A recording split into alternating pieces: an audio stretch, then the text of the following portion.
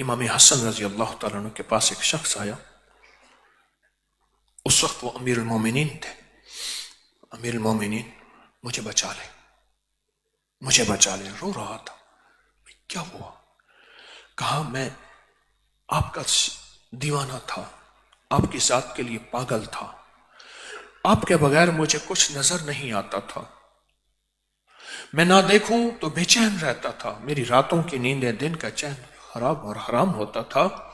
اگر میں آپ کا جلوہ، آپ کی زیارت نہ کر لوں.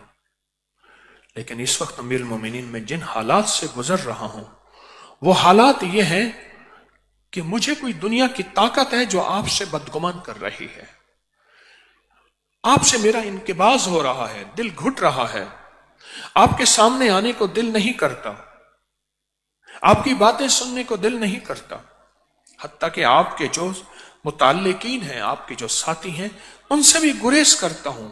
کہا کچھ عرصے سے یہ جنگ میرے ساتھ چلی ہے، کشمکش کی.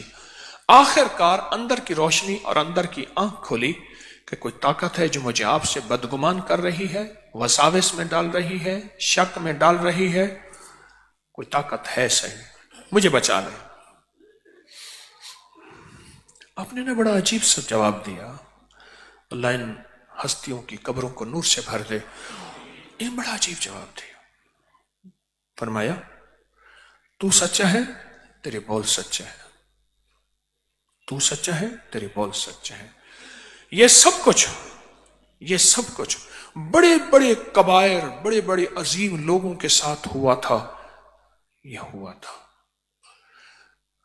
پھر فرمایا ایسا کر، کسی سنار کو میرے پاس لے آ، زرگر کو، جو سونے کو گلاتا اور کھپاتا، اس کو لے آ. تو اس نے کہا جی وہ کس لیے؟ فرمایا جو ہم کہیں کر لے. سنار کو لے آیا. آپ نے اسے بٹھا کے فرمایا اگر اندر کھوٹ ہو تو اس کھوٹ کو کیسے ختم کرتا ہے؟ اس نے کہا جی ایک کھٹالی ہوتی ہے، اس میں سونا ڈالتا ہوں، سونا ڈالنے کے بعد فلاں فلاں چیزوں کی اس کو آگ دیتا ہوں، پھر فلاں چیزوں کی چٹکی دیتا ہوں. لیکن چٹکی بھی اس وقت فائدہ دیتی ہے، چٹکی بھی اس وقت فائدہ دیتی ہے جب اس کو آگ لگے، اور آگ بھی ایسی لگے کہ چکھ کھائے، سونا گھومے آگ میں پگھل جائے.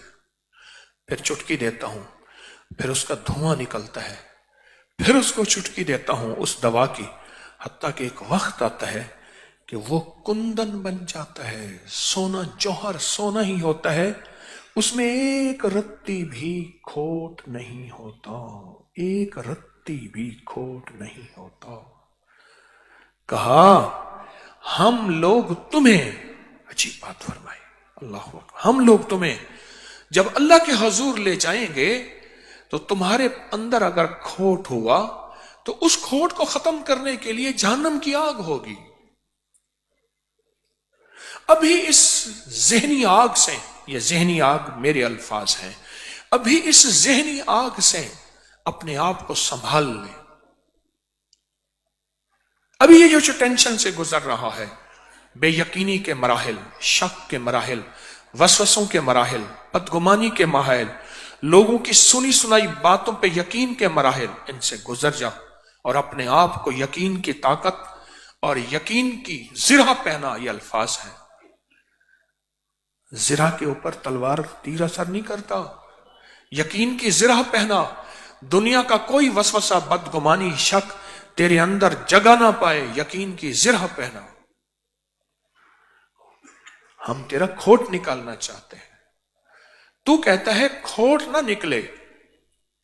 پھر فرمایا میں نے اپنے نانا حضرت محمد صلی اللہ تعالی سنا، اور میں جس کو چھوٹی سی بھی تکلیف کوئی پہنچ جائے، اللہ قیامت کے دن اس کو احد پہاڑ کے بقدر ثواب عطا فرمائیں گے. میں تیرے درجے بلند ہو رہے ہیں اگر تو اس تکلیف کو برداشت کر اور اندر اندر جنگ جیت جا، اندر اندر جنگ جیت جا.